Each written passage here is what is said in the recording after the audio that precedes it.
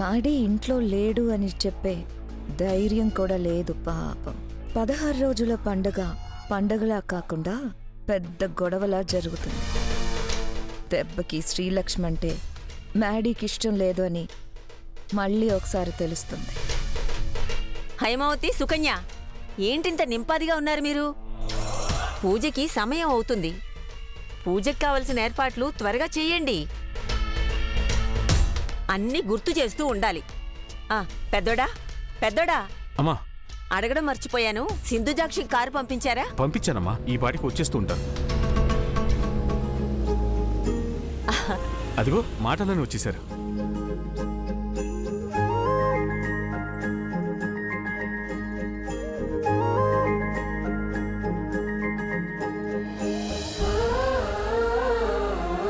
హైమా రా.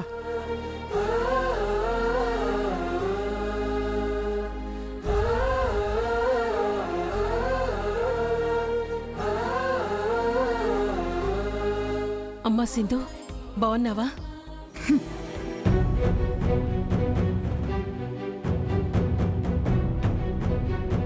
బాగున్నావు బాబు? బాగున్నానండి. లోపలికి రా. లోపలికి రా. ఆగండి. అమ్మా శ్రీలక్ష్మి, గోపి సింధుజాక్షులు పెళ్ళైన తర్వాత మొదటిసారి ఇంటికొచ్చారు. హారతిచ్చి లోపలికి ఆహ్వానించమ్మా. అట్టగే పెద్దయ్యా. ఎలా ఉన్నావమ్మా?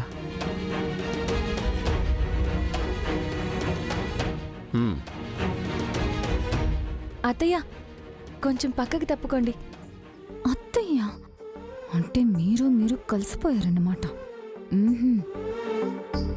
ఎలాగున్నావన్నయ్య? బాగున్నానమ్మా. ఎలాగున్నావు వదినా?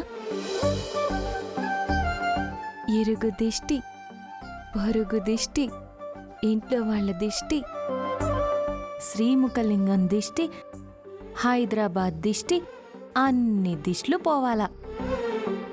థు థు థు.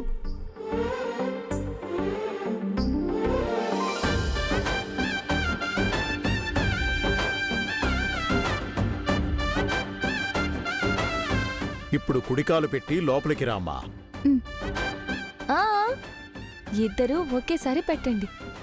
ఇది దీని ఎక్స్ట్రాలు.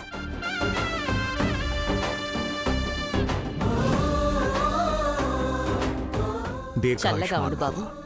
దీర్ఘ సుమంగళి భవ. గోపి, మీ అమ్మగారు రాలేదేంటి? ఇంటి దగ్గర చాలా పనులున్నాయి పెద్దయ్య. ఇంత సడన్గా ఈ కార్యక్రమానికి పిలిచేసరికి అమ్మ వాళ్ళు రావడం కుదరలేదు.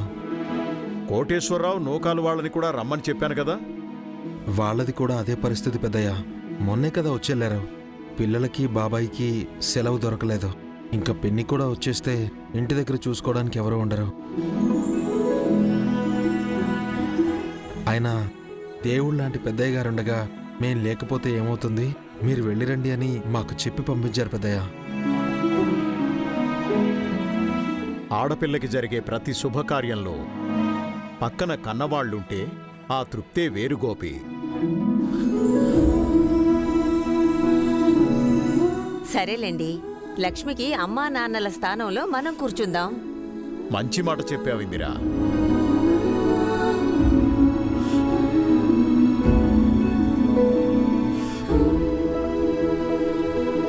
అవును, ఇంట్లో అందరూ కనిపిస్తున్నారు, మధుసూదన్ మాత్రం కనిపించట్లేదు.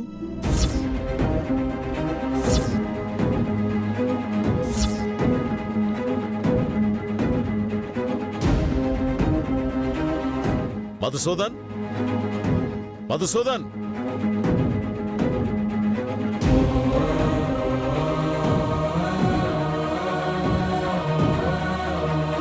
అమ్మా శ్రీలక్ష్మి, మధుసూదన్ ఎక్కడమ్మా?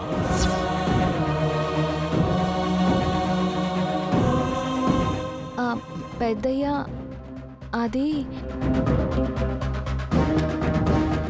మధుబాబు రాత్రి ఫంక్షన్ ఉందని ఎక్కడికో వెళ్ళారు కదా. ఏ అర్ధరాత్రో వచ్చాడు, ఇంకా నిద్ర లేవలేదు, అంతేనా?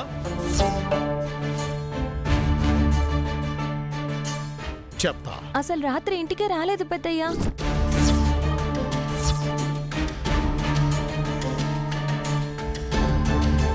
రాత్రి ఇంటికి రాకపోవడం ఏంటి?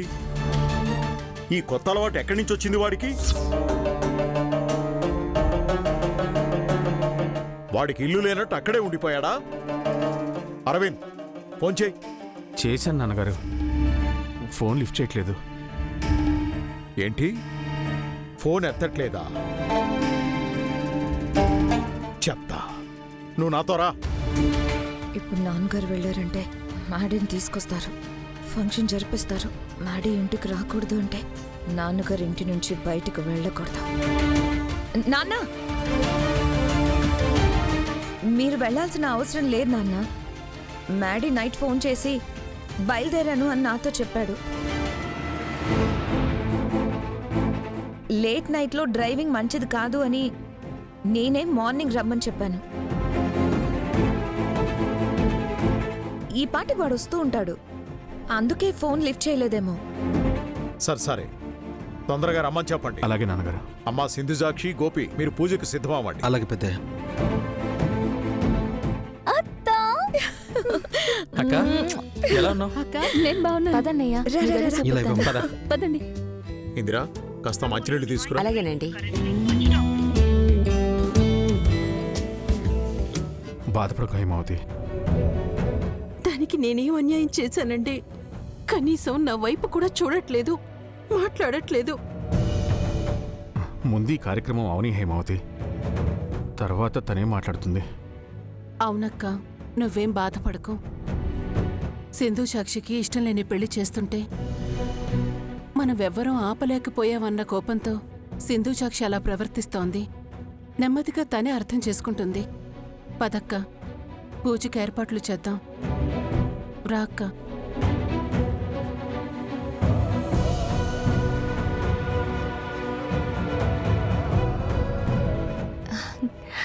రా అన్నయ్య.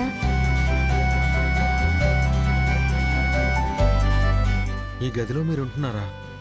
అవునన్నయ్య. చాలా పెద్ద గదమ్మా. ఇంకేటన్నయ్య ఊళ్ళో విశేషాలు? ఏముంటాయి లక్ష్మి, ఎప్పుడు ఉండేవే.